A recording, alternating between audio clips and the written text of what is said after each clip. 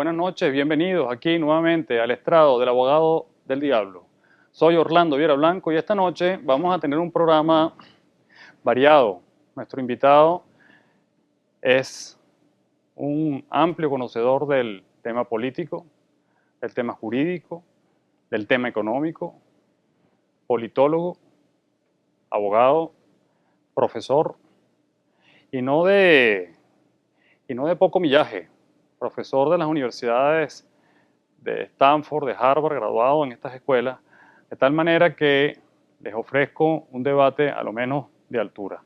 Gilberto Carrasquero con nosotros. Gilberto, gracias por venir al estrado del abogado del diablo y sin mayores preámbulos, cuéntame un poco qué es lo que estás viendo en este momento en Venezuela, sobre todo en lo político, y después nos vamos a lo económico. Bueno, antes que nada, mil gracias por tu invitación, Orlando. Un placer compartir este programa contigo. La verdad es que decir lo que uno ve en Venezuela, uno tiene que llenarse de dos cosas. De coraje para poder hablar de una cosa que uno le rompe el corazón. Porque lo que estamos presenciando es la destrucción de una sociedad como la conocimos, ¿no? Y tiene que llenarse también de algo de esperanza para poder pensar que esto es un escollo que podemos superar. Sin embargo, la situación es dramática. Estamos viviendo el epílogo, el capítulo final de una ejecución de políticas públicas trasnochadas y fracasadas en todos los ámbitos del planeta. ¿Tú estás seguro que es el capítulo final? Sí, cuando me refiero al capítulo final, no estoy diciendo necesariamente que este régimen va a acabar con esto. Lo que estoy diciendo es que empieza un deterioro social que hace que el fin de una época en Venezuela, o sea, esto ha sido, toda transformación conlleva una destrucción previa. Esto no es para nada, lo vengo diciendo ya hace mucho tiempo, tú me lo has oído, este no es el nuevo gobierno de la Venezuela que puede ser. Este es el último gobierno de la Venezuela que fue. Este es un gobierno que claramente emerge, irrumpe en la escena política venezolana como una protesta ante lo que ha sido, ante la corrupción, ante las ineficiencias de la Cuarta República, y se presenta como la salvación. Pero se presenta como la salvación montado en una retórica absolutamente populista, irresponsablemente populista, en manos de un mago de la comunicación, que era Hugo Chávez, y un tipo genial en el manejo de lo político, que logra hilvanar un proyecto, llenarse de aliados, juega la geopolítica global de una manera inteligentísima, crea un realineamiento y de alguna manera posiciona a Venezuela en otros espacios. Sin embargo, el modelo interno viene sufriendo. Tenemos 14 años destruyendo la capacidad productiva del país y el petróleo había venido subiendo de precio de una manera tal que era un paliativo de las ineficiencias internas. El gobierno básicamente decidió acabar con la industria, acabar con la capacidad de producción. No sé si por decisión, digamos, de política, sino simplemente por unas políticas que hacían imposible que nadie racional invirtiera en Venezuela. La gente decidió exportar sus inversiones, no crecer más en Venezuela. Hace mucho tiempo que en Venezuela la inversión está estancada, la planta industrial está destruida. Los comercios florecieron por un tiempo con el $T Cadivi, con este boom de importaciones que el gobierno financió con petrodólares, pero todo eso y hambre para mañana. Estamos hoy en manos de un hombre mucho menos hábil. Yo creo que Chávez, siempre lo digo, era un hombre muy inteligente con la agenda y el proyecto equivocado. Creo que ahora estamos en manos de un hombre muy bruto con el mismo proyecto equivocado. Entonces, no solo tienes el proyecto equivocado y la agenda equivocado, sino además tienes un ejecutor que no sabe qué hacer. El país le quedó grande. Estos son hombres que están al servicio de un ideal político trasnochado y que además están atados, digamos, a compromisos supranacionales que nada tienen que ver con el interés de los venezolanos. Yo creo que una de las cosas que los venezolanos tienen que terminar de entender es que no tienen un gobernante que gobierna para ellos. Es un gobernante que es un lacayo de Cuba, que es un hombre que obedece solo a intereses, digamos, políticos de una suerte de proyecto continental totalmente trasnochado y loco, megalómano de un Fidel Castro ya moribundo, pero que claramente se ha beneficiado del petróleo venezolano y que hoy ha llevado a Venezuela a una ruina donde los venezolanos hoy no tienen ni siquiera sus necesidades básicas cubiertas. No hay que comer, no hay jabón en los anaqueles. O sea, la situación es realmente grave y tarde o temprano esto colapsará. No hay manera de sobreponerse a esto con este modelo. Ahora, Gilberto, mira, has lanzado varias palabras que me que me quedan en el estrado. Chávez, un hombre genial. Chávez, un hombre inteligente. 14 años, esto se está de alguna manera acabando. Hablas de que Venezuela está desmantelada, hablas de que la situación es insostenible, pero me pregunto, son 14 años. ¿Cuál es la razón por la cual, después de largo 14 años, después de una transición con Maduro que hemos llegado al punto que habéis descrito, sigue una percepción de inamovilidad del proyecto chavista? Yo te voy a explicar por qué, fíjate. ¿Qué hemos dejado de hacer, por ejemplo? Déjame empezar por de alguna manera subrayar y explicar lo que dije cuando digo que Chávez es un hombre inteligente. Yo creo que uno de los grandes errores de la oposición venezolana es siempre haber subestimado a Chávez. Es más, Chávez llega al poder porque la supuesta élite venezolana no se sintió amenazada por Chávez, por un Chávez que le decía que iba a acabar con el sistema. Esta es la única historia del mundo donde el líder del antisistema es financiado por el sistema. O sea, a Chávez le hacían desayuno en el country club para financiarlo. ¿Qué subestimas de Chávez? ¿Su inteligencia o su Creyeron capacidad que lo iban a manejar. Los ricos y responsables venezolanos creyeron que este era un proyecto más donde lo iban a montar un avión privado, lo iban a llevar para Washington, lo iban a llevar para Nueva York, el tipo iba a hacer lo que ellos quisieran. Y el gallo le salió pataruco, el tipo tenía su propia agenda, les faltó el respeto, los señorones de Venezuela no fueron tales, no fueron capaces de defender su país, lo financiaron un tipo que creían que iban a manejar para sus propios intereses y mira lo que pasó. ¿Y eso fue inteligente? No, eso fue una estupidez. Pero eso fue inteligente de Chávez. Yo creo que Chávez es un hombre que es un animal político nato. Creo además, y digo esto con mucha seriedad, que ningún presidente de Venezuela, óyeme bien, ningún presidente de Venezuela ha jugado la geopolítica global más inteligentemente que Chávez. Chávez entendió que sobrevivencia venía, estamos hablando de políticamente, no estamos hablando de lo que es bueno para Venezuela. Su sobrevivencia política viene atado a un proyecto comunista, el modelo es Cuba simplemente. Yo nunca he creído que Chávez es comunista de alma.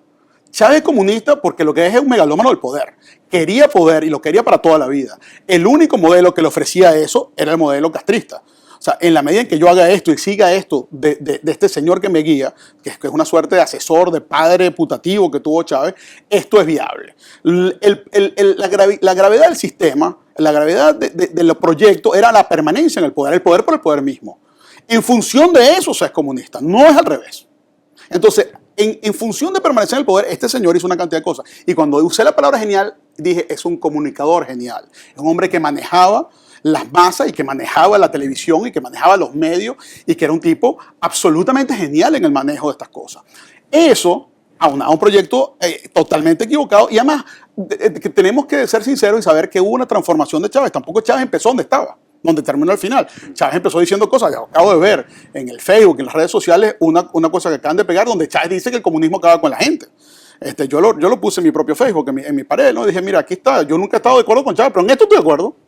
Chávez diciendo que el comunismo y el socialismo acaban con el ser humano. Entonces, Chávez fue cada vez radicalizándose más. Una de las inteligencias de Chávez fue haber montado un proceso donde cada vez fue peor, donde la radicalización no fue brutal de una vez, sino hizo un proceso gradual de irse moviendo a la izquierda, fue cerrando cosas. Al principio era un Chávez que gobernó con Miguel Enrique Otero, con gente que todos conocemos y que todos consideramos, mira, a lo mejor esto no es tan malo. Creo que ese fue el principio de Chávez. Las cosas empezaron a cambiar radicalmente y hoy tenemos lo que tenemos. Ahora, fíjate una cosa, cuando yo te digo que esto al final ya está en decadencia, o sea, a esta gente no tienen la capacidad de seducción del pueblo que una vez tuvieron.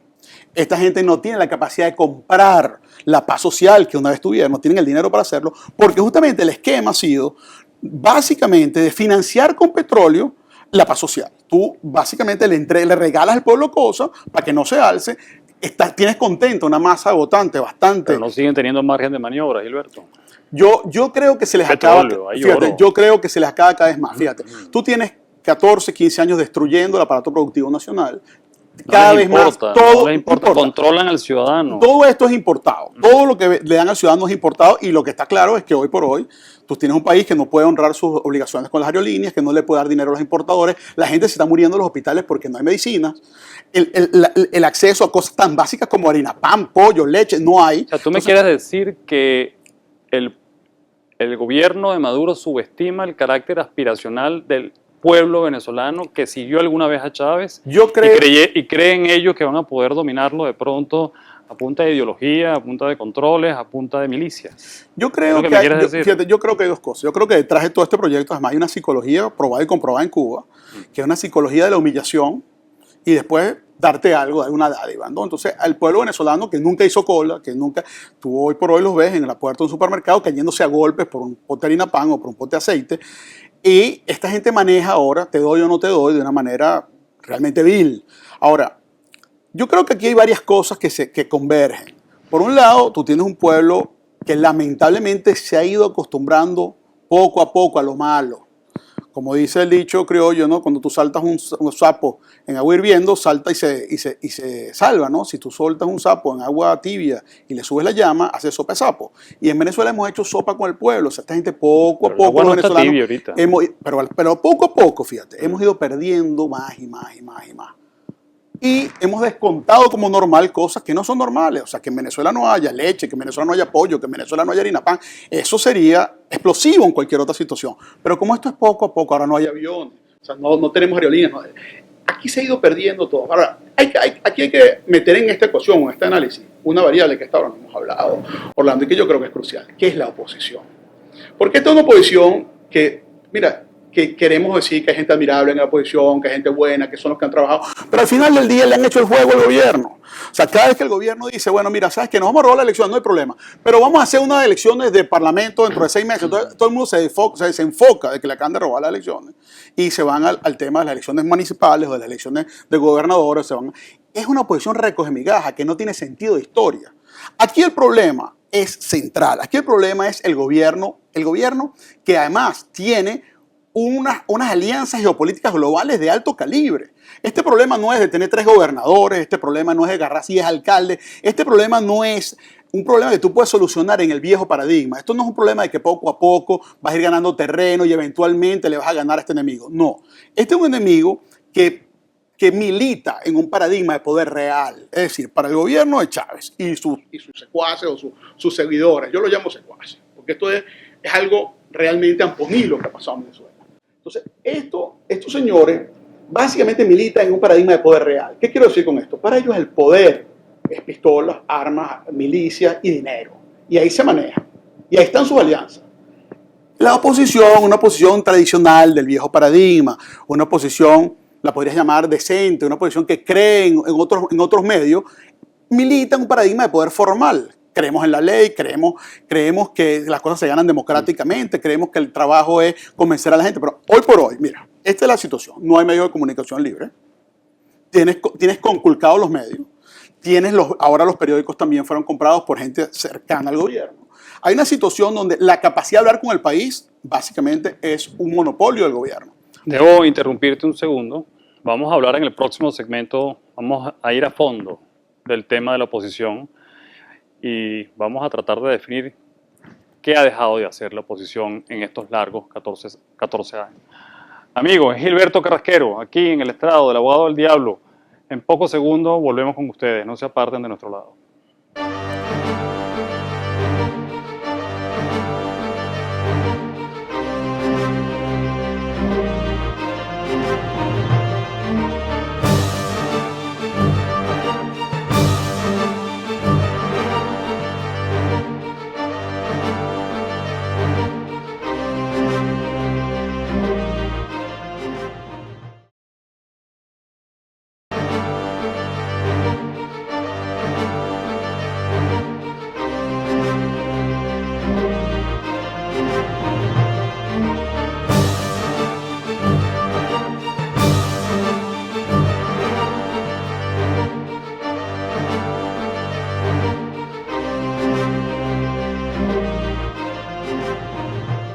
Seguimos aquí en el Abogado del Diablo. Esta noche estamos debatiendo con el doctor Gilberto Carrasquero sobre temas de la cotidianidad venezolana. Gilberto, en el segmento anterior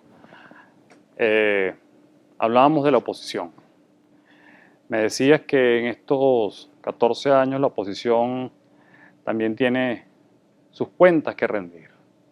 ¿Qué tienes que decir tú sobre el desempeño de la oposición en estos últimos 14 años y sobre todo a raíz de la muerte de Hugo Chávez? Fíjate una cosa que yo creo que es importante. Yo creo que hay que distinguir que en el país existen varias oposiciones, no una sola. Hay una oposición formal, vamos a llamarla así, que se ha abrogado ese título, que se lo ha secuestrado. Entonces, si tú no estás en la Coordinadora Democrática, en la Quinta del Sí, en la MUT, tú no eres oposición. Y si se te ocurre hablar de ello, tú eres chavista, conspirador contra la solución del país. Y entonces ellos mismos han hecho el juego que quería Chávez, que quiere el chavismo y que le conviene al chavismo de radicalizar el país. Entonces, o estás de este lado o estás de este lado. Y si tú no estás conmigo, tú estás contra mí. Es una situación que hace que mucha gente que se autodenomina Nini, que no le gusta esta oposición compuesta por viejos actores que son cómplices de lo que pasó en Venezuela y lo que dio lugar a Chávez. ¿Okay? Esto no gusta, no le gusta a todo el mundo. Reconozco que en algún momento han hecho un gran trabajo, que han organizado las cosas, que hicieron una primaria. Hay cosas que hay que reconocerle a su oposición. Sin embargo, esa no es la única oposición. Hay una oposición intelectual, por ejemplo, de la que no forma parte allí, que no es convocada allí. Hay una oposición de la gente, de los venezolanos que se resisten y que no les gusta el gobierno y no les gusta su oposición. Hay una oposición, digamos, mediática. Hay una cantidad de oposiciones en Venezuela que no todas están, no son coherentes, que no están organizadas y que no ha aparecido un líder capaz de amalgamar aquello. Porque cada líder que aparece tiene que entrar en diálogo y pactar con estos señorones. Porque si no, no puedes aparecer en televisión, porque si no te vetan, porque si no conspiran contra ti. Aquí, o sea, apareció Leopoldo López, tomó una posición que yo creo que es la correcta y lo digo con mucha responsabilidad, que esta es la posición, tenemos que ir a la calle, hay que defender la situación venezolana, o sea, hay que darle sentido de urgencia a esto. Nos tenemos que volcar a la calle a defender al país, a defender la democracia. Entonces resulta que el tipo se adelantó, es un loquito que montó las cosas y la propia oposición se ocupa de destruir a un hombre que está dando un discurso que yo creo que es el correcto. Entonces aquí estamos en una... Mira, Trotsky decía una cosa que yo creo que es digna de rescatar. Trotsky decía, el fin de todo régimen conlleva el fin de la oposición que lo sustenta. Cuando apareció Chávez en la escena, no acabó con Acción Democrática, no acabó con COPEI, acabó con Acción Democrática y COPEI.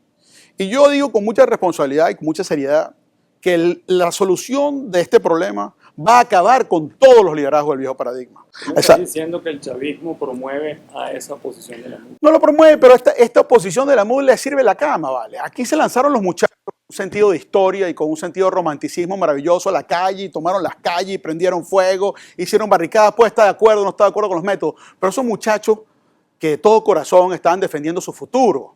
Y esta gente fue y se sentó en una mesa de negociación con unos tipos que no tienen ninguna credibilidad para negociar. No pidieron nada para sentarse a negociar, no lo hicieron un logro. Lo que hicieron fue el ridículo, se burlaron de ellos y hicieron que se desmontara la calle. Y que una vez más, un episodio más de frustración para el venezolano común que no se siente representado por esa MUD. Y que hoy por hoy no le cabe la menor duda que la salida no es por donde la MUD la ha venido viendo. Entonces resulta que estos señores están más enfocados hoy en las elecciones parlamentarias que en resolver el problema de fondo, que es el gobierno que Hugo Chávez empezó, el régimen que Hugo Chávez empezó, que es un régimen que tiene todas las implicaciones que sabemos que tiene y que es el responsable de la pobreza en Venezuela, de que la gente no pueda comer completo, de la situación de deterioro, del problema de la inseguridad, un país donde hoy por hoy la vida no vale nada, donde hay tiroteos en los centros comerciales, donde te matan en la puerta de un hotel, donde estamos en un pueblo del oeste americano, donde no hay ley sino la más fuerte, donde los muchachos andan armados, donde lo sensato es andar un carro blindado. Eso no puede ser. Y sin embargo, vivimos un país donde esa locura ha sido descontada como normal. Y esta oposición en lo que más ha fallado es, uno, en participar del paradigma que esta gente... La vía es democrática, espérese su oposición, pero igual te roban las elecciones, te las vuelven a robar. Hay un fraude sostenido. ¿Por qué? El fraude no es nada más el día de elecciones, que también hay fraude, sino cuando tú agarras el dinero de PDVSA para hacer campaña para el PSUV, tú estás haciendo fraude. Cuando tú abusas del poder mediático como abusas para hacer campaña política, 6 años que antes de las elecciones todo el tiempo, pues estás abusando del poder y estás haciendo trampa. Ahora. Pero si la salida no es electoral, Gilberto, ¿cuál es la salida? Fíjate una cosa, no es electoral como está planteada. Es decir, esto con este CNE, con estos abusos de poder, con los medios conculcados, no puede ser democrático. No puede ser electoral. ¿Cuál es la salida? Yo te voy a decir, fíjate una cosa. Aquí vamos primero a decir lo que debió pasar en algún momento que nunca pasó. Aquí debe haber un liderazgo con suficiente fuerza para convocar al país a un movimiento de masas que fuera obvio que la mayoría es amplia. Mientras hemos estado cerrados en una división del país que está muy cerca, robarse las elecciones es fácil. Aquí el problema es seducir a la masa hasta el punto en que el país completo esté volcado a la solución del país, de la solución del problema. El venezolano sigue dividido. Hoy por hoy, con el desastre que estamos viviendo, todavía los niveles de popularidad del gobierno son entre 30 y 40%. Eso es inentendible. Ahora, falta del otro lado un discurso capaz de convocar al venezolano a un nuevo sueño. O sea, que solamente criticar lo que hay no funciona. O sea, decir esto no sirve, eso es parte, pero no es todo. Tú tienes que vender la alternativa. Yo siempre he dicho, Chávez tenía un proyecto trasnochado y fracasado, pero tenía un proyecto y vendía un sueño, sabía venderlo. Del otro lado, lo único que oíamos era, eso no sirve, eso no sirve, no sirve. Vamos a hacer 7 millones de casitas, eso no te las van a entregar, no te las van a entregar, no te las van a entregar. Uno vende esperanza y el otro vende desesperanza. Aquí tiene que emerger un liderazgo nuevo, capaz de convocar a la masa a un sueño colectivo que nos despierte el alma a los venezolanos y que digamos sí se puede, que nos volquemos a la calle, porque la solución del país no está en manos de un hombre. Eso lo digo convencido de corazón de lo que estoy diciendo. Aquí, mientras esperemos al Mesías, no hay solución. La solución del país está en manos de cada venezolano que tiene que asumir el reto, él, en primera persona, el singular, yo. ¿Qué voy a hacer yo por el país? ¿Cómo se come eso? Bueno, yo creo que hay que protestar. Yo creo que hay que retomar la calle. Yo, por ejemplo, no puedo entender, y digo esto con muchísimo dolor de nuevo, una Venezuela donde Leopoldo López está preso y nadie estaba protestando por eso. Donde se violan los derechos humanos y nadie protesta por eso. Donde de alguna manera dejaron a estos muchachos en la calle. Hay cientos de estudiantes presos y esta oposición de alguna manera los negoció. ¿Entiendes? Yo no sé qué hay tras bastidores. No me atrevo a acusar a nadie de cosas más oscuras que se dicen, que se hablan. No lo sé. Yo no sé si es por ineptitud, yo no sé si es por militar en viejos paradigmas. Lo que sí está claro es que de esta manera, sentándose con gente con quien no se puede dialogar, no hay soluciones. Entonces, aquí viene, y yo te lo garantizo esto, viene un colapso social. En Venezuela no hay salida por las buenas. En Venezuela va a venir, esta gente es incapaz de solucionar el problema con el modelo que tenemos, y este modelo es incapaz de resolver el problema. ¿Quién ataja ese colapso? Ese es Porque otro. ahí sí se necesita un liderazgo. Eso es un problema. Es un problema que tiene dos partes. La primera es quién ataja ese problema el día que suceda, y lamentablemente, lo más probable, y le ruego a Dios, está equivocado. Yo no quiero ni la explosión social ni lo que voy a decir ahorita. Pero si me pone a apostar mi dinero, te diría, viene una explosión social y va a aparecer un militar. Lamentablemente. Ahora, esperemos que sea un militar con vocación democrática y que entienda que su rol es un rol histórico de transición y que tiene que convocar unas elecciones que más o menos sean transparentes y que más o menos sean libres, porque lo que hemos tenido hasta ahora no es así. Ahí emergerán los nuevos liderazgos. Ahora, en el camino a llegar ahí, tienen que haber voces que se oigan. O sea, esta gente le tuvo tanto miedo a Leopoldo que lo silenció y lo tiene preso. Y muchos de los líderes de voluntad popular están hoy en el exilio y están perseguidos, y eso ha quedado un poco en sus huesos. ¿Cuál es el principal problema que ves tú que tiene Maduro hoy? El principal problema que tiene Maduro hoy es que su retórica es incapaz de convencer al país que la realidad no es mala. ¿La economía tumba el gobierno? Yo sí creo. Yo creo que esta economía como está, sí va a tumbar el gobierno. Yo creo que, fíjate, ¿Por qué no lo tumbó en Cuba? Bueno, a ver, en primer lugar, Cuba y Venezuela son países distintos. Cuba no es un país que venía de nunca haber disfrutado. Tú hablas de la Cuba de los 50 y los 60. La que irrumpe la revolución castrista. Era una Cuba, digamos, que nunca disfrutó de los niveles de prosperidad y de los niveles aspiracionales que el venezolano tenía en los años 80 y 90. Los venezolanos han visto frente a sus ojos deteriorarse dramáticamente su país, un país que aspiraba a ser país de primer mundo. Por ahí andan cosas rodando interesantísimas, películas de los años 50 donde norteamericanos te dicen, me mudé al futuro, vivo ahora en Caracas. Pero fíjate una cosa, Gilberto, tú mismo acabas de decir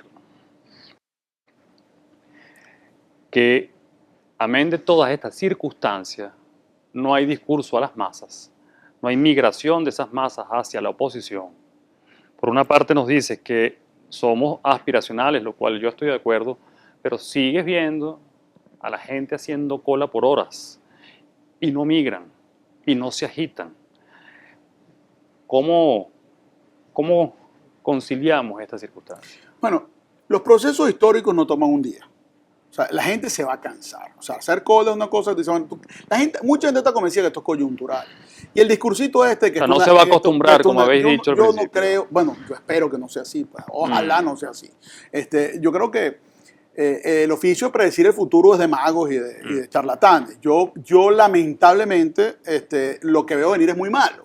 O sea, yo siento que la situación es de colapso, que estamos ante un enfermo de cáncer con metástasis y que esto es terminal, que esto no tiene salvación. O sea, con este paradigma, con este equipo gubernamental, con esta idea, no hay posibilidad de crear prosperidad y desarrollo en Venezuela. Punto.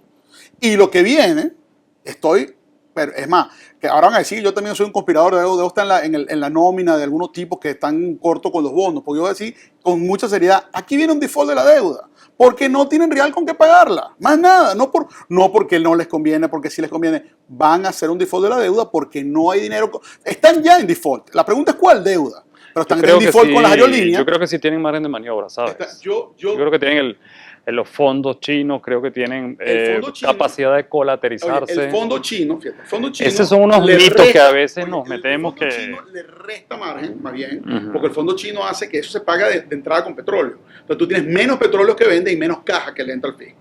O sea, el fondo chino ha mermado la capacidad de mano de obra venezolana, le ha dado fondos por otro lado. Pero tú no puedes tener el país en manos de ampones que se roban el dinero y además son ineficientes y además espantan las inversiones y además pretenden vivir toda la importación con el mismo petróleo de una PDVSA disminuida, de un país que tiene los primeros recursos del mundo petrolero. O sea, las reservas probadas de petróleo más grandes del planeta Tierra están en Venezuela. Y sin embargo, Venezuela logra producir más de 2 millones de barriles. Tú tienes montones de países que tienen menos petróleo que Venezuela y producen muchísimo más, porque tienen empresas petroleras más eficientes, con más inversión, donde se ha abierto al sector. Oye, Colombia, que no tiene un sector petrolero, no tiene unas reservas como la venezolana, ha venido creciendo, especialmente montado en el crecimiento del sector privado petrolero colombiano, by the way, manejado por venezolanos. Y ya está alcanzando la producción de PDVSA. Colombia hoy produce 1.5 millones de barriles. O sea, era una cosa impensable hace 10 años. Entonces, estamos hablando de que las eficiencias y las ineficiencias se pagan o se cobran. O sea, en Venezuela tenemos montado toda la economía en un clavito oxidado que se llama PDVSA. Ha reventado PDVSA, roto su meritocracia, has maltratado a su gente, has votado a los ejecutivos. La gente pensante no puede militar en esto. La gente pensante, la gente que tiene aspiraciones y deseos de prosperar, de comprar una casa, no estamos hablando de tener lujo, estamos hablando de una vida normal. No puede participar de esto. El pueblo, esas masas han sido atendidas por la oposición en lo afectivo, por ejemplo. No, absolutamente no. Ahí hay un grave problema. Bueno, depende. Yo no creo que tú puedas meter a toda la oposición solo saco. Hay gente que sí lo ha hecho. Yo creo que en alguna medida Enrique les ha pasado la mano. Yo creo que Enrique es un líder que de alguna manera bajó, que es un tipo que sí está pendiente de los pobres y su discurso es para los pobres y que de alguna manera se ha ocupado en Miranda, tú sabes, de llegar abajo. Yo creo que hay algunos con más conciencia, digamos, de que el discurso y la política tiene que ser para los pobres. Pero se sigue diciendo socialista. ¿Quién le cree a Enrique Capriles que tiene vocación socialista? Ese es un tema también Es que tú tendrías que empezar por definir socialismo. Ya hoy por hoy, mira, ven acá. Este país, los Estados Unidos, hoy por hoy, es un país donde muchas de sus reglas y muchas de sus regulaciones son socialistas. Y la China, tú vas a Shanghái y ves más Maserati y Lamborghini que lo que ves en Nueva York. Entonces, el país más comunista del mundo tiene capitalismo salvaje adentro y el país más capitalista del mundo tiene socialismo. Si tú te vas al norte de Europa, ves un socialismo que es próspero, que es maravilloso, que es justo. Ojalá nosotros nos pareciéramos al socialismo del norte europeo. Mi temor es que, y esto lo vamos a hablar en el próximo segmento, tenemos que ir al corte, disculpa que te interrumpa, mi temor es que eso que hemos dicho, que Venezuela no es cubanizable, de hecho ya esté en proceso. De eso vamos a hablar en el próximo segmento. Amigos, estamos hablando con Gilberto Carrasquero, aquí en el estrado del Abogado del Diablo.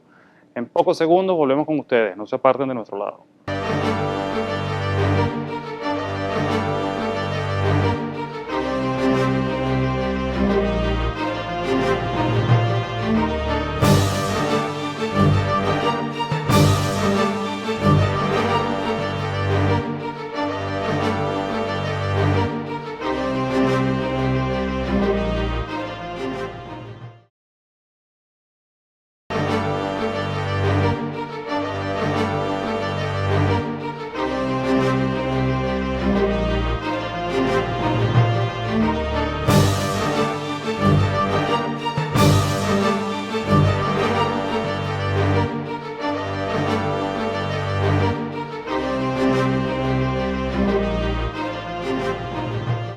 Seguimos aquí en el estrado del abogado del diablo. Soy Orlando Viera Blanco y esta noche estamos conversando con el abogado y politólogo académico Gilberto Carrasquero.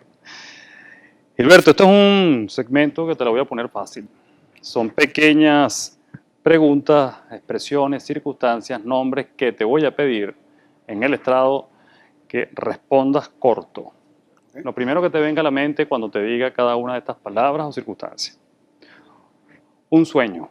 Una Venezuela próspera, reconciliada, donde cada venezolano sienta que su futuro está allí, que no hay ninguna razón para irse y que los que ya se fueron encuentren razones para volver. Un recuerdo. Una Venezuela de romerías, de fiesta electoral, donde la política era alegre, donde el adversario era alguien que pensaba distinto y no alguien que me amenazaba, y donde podía uno entenderse con el de enfrente, donde se podía disentir sin que fuésemos enemigos. Un gran amor. Venezuela. Gilberto, por favor. Es diplomático hoy. Bueno, yo creo que no es un misterio para nadie que me conoce que la madre de mis hijos ha sido el gran amor de mi vida y mis 3 hijos.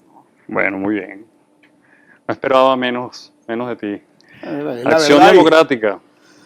Hombre, AD, forjador de democracia, un partido que explora digamos, el pluriclasismo de manera exitosa, donde convergen élites y pueblo, donde hubo poesía, inteligencia, lo mejor de la Venezuela, digamos, de mitad del siglo pasado y sin duda protagonista del régimen democrático, que lamentablemente cayó en decadencia. Rescatable. Yo creo que todo en la vida es rescatable, con trabajo, con esfuerzo y con constancia. Yo creo que es una acción democrática que ha venido... ¿Te está escuchando tu exmujer? Sí, está bien, no hay problema. Una acción democrática que creo que está venida menos y que no es la acción democrática que alguna vez fue. Primero justicia. El nuevo COPEI. Sí. yo creo que hay que darle mucho mérito a la gente que ha creado esa nueva estructura, creó una estructura política como Primero Justicia en años de mucha adversidad, no es cosa fácil. Creo que crear estructuras es un evento y lo han logrado, creo que hay que aplaudir eso. Sin embargo, creo que en el camino de crear estructura y de plantearse la política como política han abandonado espacio de liderazgo y cada vez se parecen más a los partidos del sistema, pues. ¿Te identificas tú más con COPEI, con AD, con Primero Justicia? Yo hace muchos años que no me identifico con nada. Yo no milito en ningún partido, no soy parte de ningún partido. Creo que cada uno le ofrece al país lo que tenga que ofrecer. Respeto a gente en todos los partidos, tengo amigos en todos los partidos, tengo gente que preferiría no tratar en todos los partidos. ¿Quién preferirías no tratar? No hace falta hablar de eso. Ismael García. Intrascendente. Julio Borges. Hombre de estructura. Leopoldo López. Líder. Hombre de coraje, dispuesto a pagar precios muy altos en nombre de sus sueños y de sus ideales. Creo que es un joven formado. Creo que los líderes venezolanos con sentido de historia y con ganas de hacer cosas, un hombre que ha pagado el peaje de formarse. Creo que en el futuro, creo que entregarse fue un error. Yo en alguna medida abogué para que no lo hiciera. Le dije, no puedes confiar en ninguna de estas dos cosas, ni en la bondad ni en la justicia de esta gente. Sin embargo, creo esto es un poco fuerte lo que voy a decir, pero creo que la cárcel le va a hacer mucho bien a Leopoldo. Este tiempo de introspección, de meterse para adentro, de conectarse con su propia alma, y que lo que va a salir de ahí creo que puede ser un líder muy interesante. Es humilde, Leopoldo López. No, yo no creo que es un hombre humilde.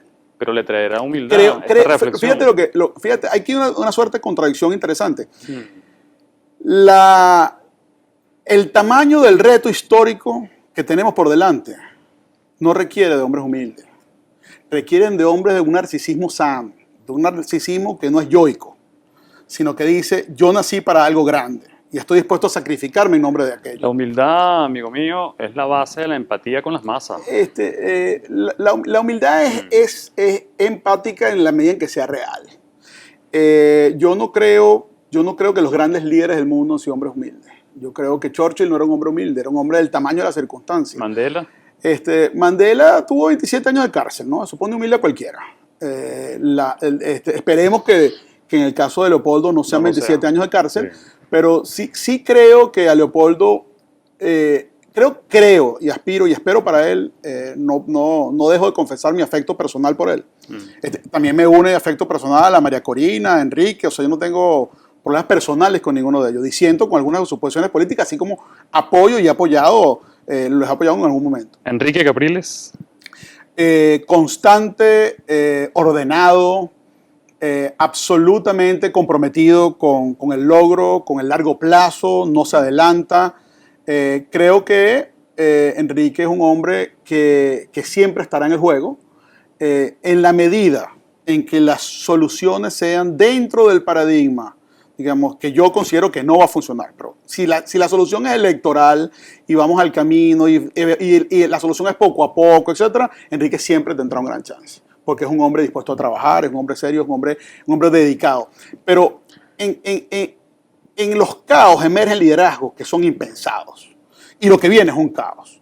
Yo no veo a Enrique emergiendo como el líder de un caos. O sea, en el caos va a aparecer un hombre que no es de la dedicación, del trabajo, de la constancia, de alcalde reelecto, gobernador reelecto. No, va a aparecer alguien que de repente se robó el corazón de los venezolanos. Que además va a pasar algo, perdona que termine, me extiendo un poquito en esta, pero yo siempre he dicho, eso es como cuando aparece la mujer que vas a amar. Tú no sabías qué era, pero dices, esta es.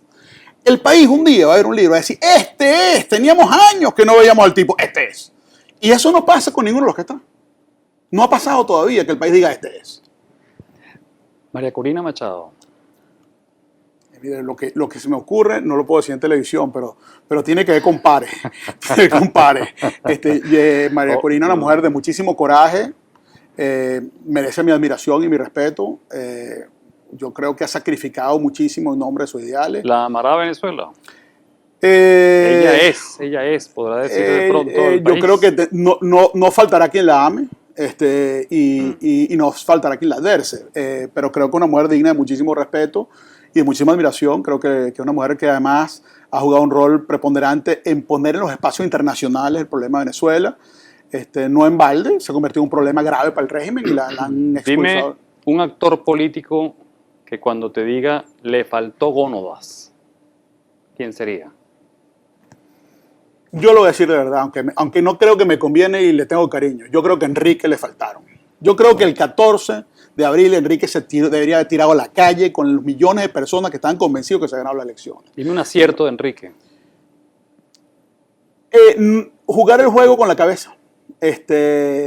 Yo a veces no he discrepado de él porque yo soy más cálido, yo soy más del corazón y me gustan más estas cosas más emocionales. Creo que la política es emocional, creo que las realidades sociales son más de alma, pero admiro en Enrique su tesón, su constancia, su trabajo. Es un hombre que arma equipo, es un hombre que tiene método, es un tipo que se para a las 5 de la mañana a trotar todos los días, es un tipo que se mantiene en forma, es un tipo que hace la tarea. Y eso tiene su premio, eso tiene yo cuando digo que le faltó... ¿Perdón? Su virtud. Sí, esa es su virtud. Su virtud. Sin duda. La ciudad de Caracas. Mi casa sin duda. Yo siempre digo que yo no soy venezolano, yo soy caraqueño. Mi casa está rodeada de montañas, se llama El Ávila. En mi casa hace ese clima maravilloso. En mi casa que es nada Caracas, como El Ávila. Nada como El Ávila. Nada como Caracas. Nada como Caracas. ¿Volverías a Caracas? Sin duda. Volverás a Caracas. Sin duda. Estoy aquí contra mi voluntad. Tú me preguntas a mí cómo estoy y te digo corazón partido. Yo no quiero estar aquí, pero siento que lamentablemente en Venezuela no se puede estar hoy. Que el precio de estar allá es arriesgar la vida. Que incluso yo no me sentiría cómodo de hablar lo que estoy hablando aquí contigo si estuviera un programa de televisión en Venezuela. Creo que estamos ante un régimen amponil dispuesto a todo y yo no estoy dispuesto. Yo creo que lamentablemente la solución va a ser violenta. Yo no estoy dispuesto a la violencia. Yo no soy un hombre violento. Como tú me conoces lo suficiente, yo soy quizá un hombre de retórica fuerte, pero yo no soy un hombre de lanzarme en la calle. No tengo armas, no quiero tener armas y no tengo ninguna intención jamás de participar en un proceso violento. ¿Tu mayor defecto? La intolerancia con los brutos. Por eso me revienta tanto este régimen. Es la verdad. ¿Te sientes inteligente, amigo mío? No sé. La humildad. A lo mejor ese es mi peor defecto. No ser tan humilde, pues. ¿Tu mayor virtud? Mi capacidad de amar. Amo profundamente a mis hijos, amo profundamente a mi país, amo profundamente a mis amigos, amo profundamente mi trabajo, mi vida. Me siento un hombre pleno, lleno de amor y muy capaz de dar. La última pregunta de este segmento, Venezuela. Venezuela. ¿Qué le dirías a Venezuela en esas cámaras? Yo le diría a Venezuela y a los venezolanos que estamos cercanos a un final doloroso. En la simbología que se maneja en mitología, la muerte tiene que ver con transformación. Este es un enfermo de cáncer que está a punto de morir. Pero la muerte algo conlleva el renacimiento, otra cosa. Y eso, toda muerte es dolorosa y todo nacimiento también. Vienen etapas muy dolorosas del país. Los próximos meses y años quizás van a ser muy fuertes y muy dolorosos. Pero el fin de esto y además la concepción inequívoca que esto está fracasado y que se le dieron todos los chances posibles, va a hacer emerger una nueva Venezuela que va a poder ensayar un nuevo paradigma, que no va a ser la cuarta, que no va a ser la quinta y que va a ser algo totalmente nuevo, algo que realmente pueda ofrecerles a los venezolanos la capacidad de soñar de nuevo, la capacidad de sentir que en Venezuela no solo hay patria, sino hay futuro. Ahí hace sentido apostarle todo al país. Yo sueño con una Venezuela y creo que es posible donde un presidente le pueda decir el día que toma posesión a los venezolanos que están afuera, dice, señores, yo le voy a hacer una invitación hoy. Tráiganse sus capitales, tráiganse sus familias, vénganse para acá, porque si llegan hoy, les va a ir mejor que si llegan en un mes. Y al mes le voy a hablar al país y le voy a decir, señores, hace un mes le dije tal cosa, ya ha pasado esto y esto y esto, ya subió los bonos, ya ha hecho tal, y hasta ahora están perdiendo real y tiempo. Vénganse. Y cada mes eso va a pasar y va a empezar un éxodo de vuelta. El éxodo que ha sucedido hacia afuera de talento y de capital debe ser revertido. ¿Tú te llevarías tu capital, Gilberto? ¿Ah? ¿Te llevarías tu capital de retorno a Venezuela? Hoy no, hoy ni loco. ¿Con un cambio? Pero todo. No existe un mejor país del mundo donde uno pueda apostar a la prosperidad que una Venezuela ordenada, sobre todo con... Mira, esto no es un misterio, esto lo sabe todo el mundo que ha estudiado esto. Lo que es el Estado de Derecho y el respeto a la ley es la condición sine qua non para que haya prosperidad. Y convivencia. Entonces, si no hay paz y respeto a la ley, no puede haber nada. Entonces, un país donde los capitales no están seguros, donde ven acá, este es un régimen tan irresponsable que hizo que las aerolíneas, que son entes privados, nacionales y extranjeros, le regalaran a los venezolanos pasajes subsidiados por una distorsión absolutamente loca y regresiva. Porque una cosa que hay que decir es que esta supuesta revolución es tan estúpida que se ha pasado la vida subsidiando a los ricos. O sea, si tú viajas, te dan reales. Si viajas en primera, te dan más real. Si viajas en primera todos los meses, te dan todavía más real.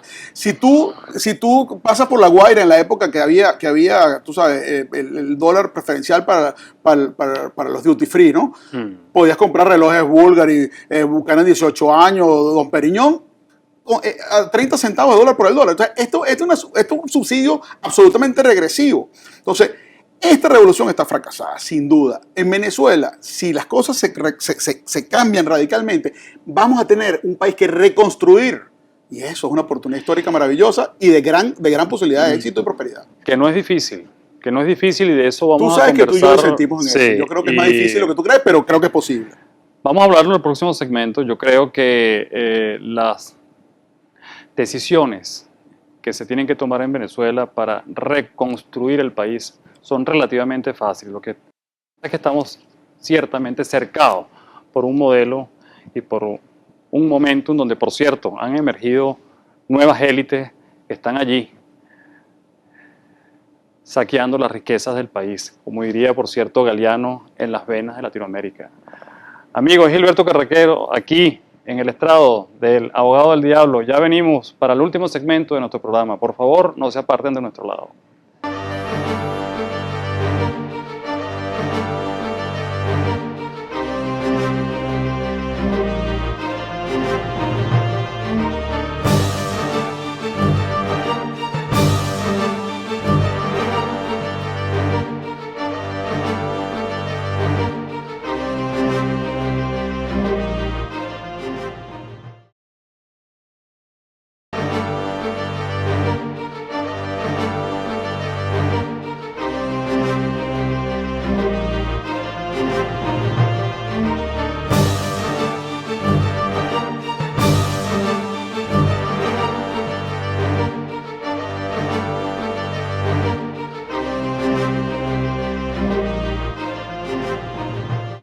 Seguimos aquí, amigos, en el estrado del abogado del diablo. Hoy conversando con el profesor, abogado, politólogo y amante de Venezuela, el doctor Gilberto Carrasquero.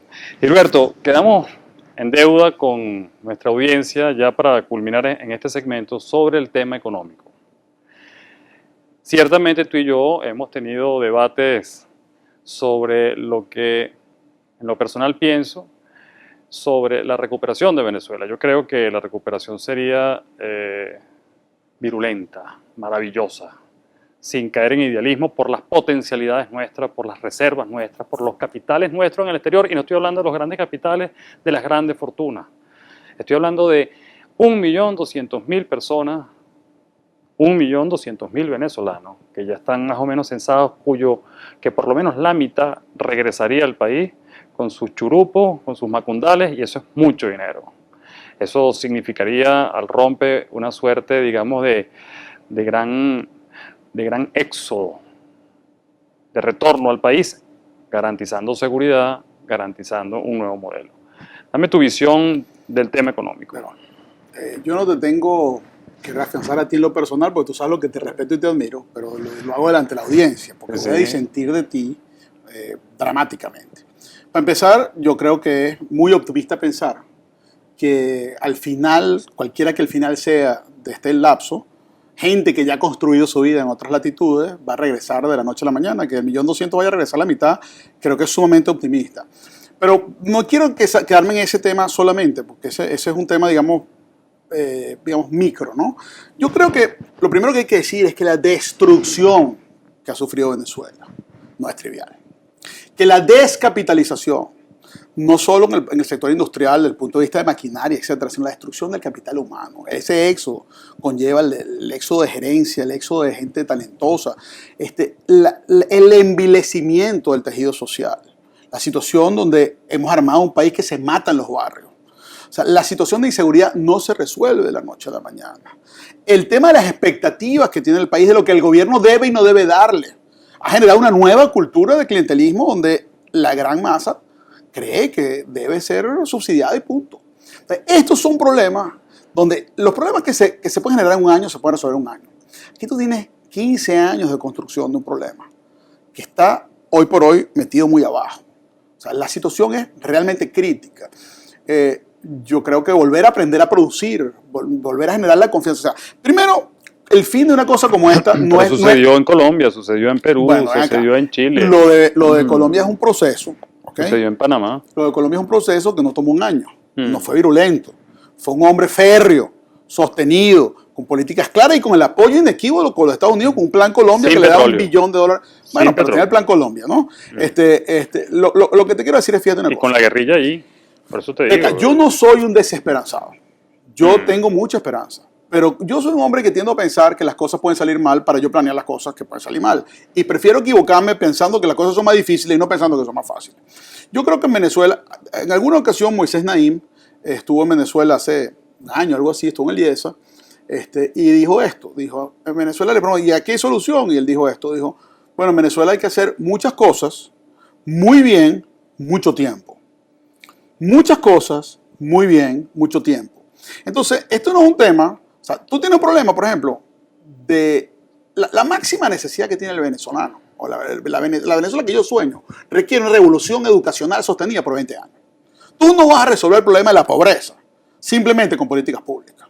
Tú necesitas crear un venezolano que tenga más productividad, que tenga más herramientas intelectuales, de capacidad de labores. Eso, lamentablemente, tarda tiempo. Tú, así como destruiste el capital social que teníamos, ahora construir ese capital social tarda años. Ningún fin de una cosa tan perversa como la que hemos vivido es limpio. Nunca es limpio. O sea, vendrá algo que también será sustituido. Es más, sobre todo si la final es como lo veo yo, que lo veo con una irrupción social, con una transición difícil, violenta, que probablemente termine en manos militares, que eso no es sostenible, que tendrá que ir a una democracia, que tendrá que defenderse. Los capitales no van a llegar al día siguiente. Pero van a esperar que eso se estabilice. ¿Cuánto calculas tú hay de capital venezolano en el exterior? El número es infinito. El problema es ¿qué tipo de capital está hablando? Porque hay mucho de ese capital que se lo han robado y que no va a regresar porque Ese no va son a los regresar. primeros que se van a escapar. Pero yo te hablo del capital de esa clase media que ha inmigrado y que está dispuesta a regresar. Es que el venezolano no es errante, amigo mío. Es lo que te quiero. Esto es un tema también de nuestra cultura política. Yo estoy de acuerdo, pero la gente, mira, para los chamos esto no es una referencia, pero para la gente nuestra, de los mayores sí. En Mafalda, tú sabes, Miguelito, le preguntan un día qué es la patria. Y Miguelito contesta, patria es donde uno monta un abasto y le va bien. Entonces, los venezolanos que están pasándola mal en el extranjero, todos sueñan con Venezuela y lloran con una arepa. ¿Entiendes? Pero hay mucha gente que se ha ido y ha descubierto que hay países donde aprecian su destreza, donde hay meritocracia, donde el que más trabaja le va mejor, donde no se condena el éxito. Lamentablemente tenemos una cultura perversa que condena el éxito. Y eso no es nada más el gobierno de Chávez, esto es un problema venezolano. ¿Tú crees que el venezolano es envidioso? Mira, el venezolano es solidario. El venezolano es fraterno. El venezolano es demasiado etéreo. El venezolano de los años 50 es distinto al venezolano de hoy. El petróleo cambió muchas cosas en Venezuela. O sea, el venezolano de hoy es un venezolano que yo no lo reconozco. El bravo pueblo con el que yo crecí, que era un país que no se la calaba, coño, se está calando esto, hermano. Se está calando. Yo no conozco a este venezolano que no se ha lanzado a la calle a prender un pedo. Pero ¿qué ser humano no se somete a una suerte de sumisión cuando es objeto de una caridad vertical? Eso lo decía, por cierto, vuelvo con la cita, el propio Galeano. Entonces, yo lo que te quiero rescatar yo no quiero hablar tampoco de una falsa esperanza. Lo que te quiero decir es que ciertamente, y lo has dicho muy bien al principio del programa, aquí ha habido toda una estrategia, toda una estratagema que se instaló en el país sobre la base del petróleo y del reparto y que ha generado un proceso de neutralización a la dignidad humana. Estoy de acuerdo con todo lo que está diciendo.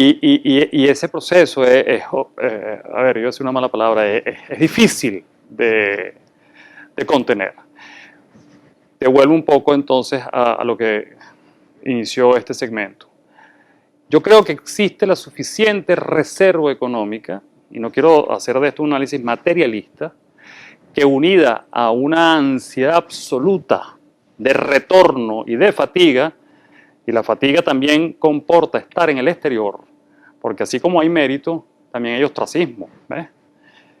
Y lo que hemos estado en el exterior sabemos que lo que vivimos en Venezuela, en condiciones más o menos, vamos a llamarla sensatas, cualquier abasto es negocio, como bien tú lo decías. Estoy de acuerdo, pero, o sea, hay una frase de Oscar Wilde que yo practico como un lema de vida. Oscar Wilde decía, hay que ser pesimista. 90% del tiempo tienes razón. Y cuando te equivocas, estás fascinado. Entonces yo prefiero pensar que es difícil, que es cuesta arriba, que va a tomar mucho trabajo, mucho esfuerzo, que todos tenemos que comprometernos, que no va a ser fácil que la gente vuelva, que no va a ser fácil rescatar la seguridad, que no va a ser fácil nada de esto. Mira, y si es fácil, hacemos la fiesta. Pero si yo creo que es fácil y se me complica, a lo mejor me desanimo.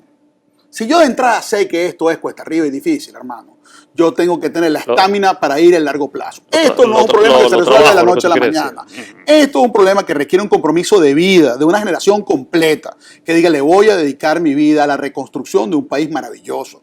Yo lamentablemente no creo que yo, que tengo 51 años, voy a ver el final feliz de esta película. No lo creo. No creo que hay tiempo. Creo que mis hijos lo pueden ver. Creo que si nosotros creamos las condiciones, empezamos el trabajo, nos inmolamos en nombre de empezar un trabajo que hace, o sea, ven acá, yo vengo escribiendo en la prensa hace 30 años que hace falta una revolución educativa sostenida en Venezuela. Entonces la gente te decía, bueno, pero va a tardar 20 años. Ya llevamos 20 y 10 más. Entonces, las cosas tardan tiempo. La gente cuando le dice, bueno, voy a hacer un doctorado, si eso tarda 7 años, 6 años, los 6 años van a pasar de todas maneras. Al final de los 6 años, ¿hiciste el doctorado o no lo hiciste? Nosotros tenemos apuro porque nosotros medimos la vida en términos de una vida humana, 70 años, 80 años, con mucha esperanza, 100 con la nueva tecnología. Pero 80 años, 50 años, 20 años, la vida de un pueblo es nada, es un suspiro.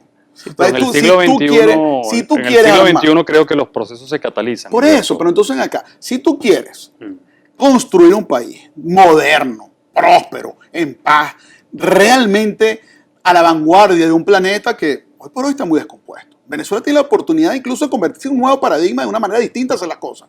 Ahora, eso toma trabajo, tesón, esfuerzo, ahorro, constancia. Eso no se construye de la noche a la mañana. Lamentablemente, hay que cambiar paradigmas tan profundos, Orlando, como que el niño venezolano va a la escuela y le dicen, vives en un país rico donde hay oro, petróleo, no sé cuánto, no sé cuánto. Bueno, si yo vivo en un país rico, el país me da a mí. El niño japonés, que vive en el sitio donde el ingreso per cápita no es lo más alto del planeta y la prosperidad es extraordinaria, le dicen en la escuela, usted nació en un país pobre. Aquí no hay nada. Aquí todo lo que tenemos es producto del esfuerzo, del trabajo, del ahorro y de la constancia. Y ahí tienes una cultura japonesa que ha hecho de una isla árida y sin recursos naturales una potencia global. Y tienes un país en manos de unos japoneses que han construido la primera potencia petrolera del mundo en un basurero.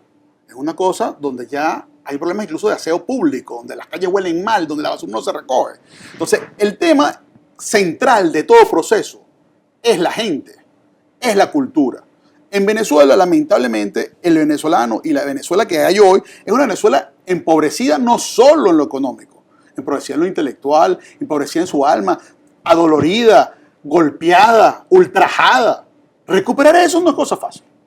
Tomó un liderazgo muy inteligente, muy consciente y sobre todo un liderazgo sanador, un liderazgo visionario que entienda que estamos ante un país que está enfermo, que está dolido, que está traumatizado y que hay que darle cariño y que hay que darle esperanza y que hay que darle una cantidad de cosas que no son vamos a crear 300.000 empleos y 40.000 cosas. Esto no es así.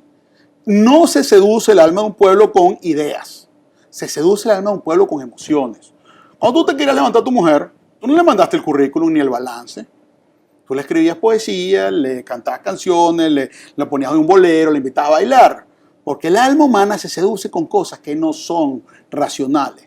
Mientras que el país se le sigue hablando nada más de economía y de temas de esto, eso no seduce el alma. Hay que hablar de la Venezuela posible. Tenemos que construir un sueño, tenemos que convocar al venezolano a suscribirse en un sueño colectivo, donde la gente diga, vale la pena incluso hasta morir por esto.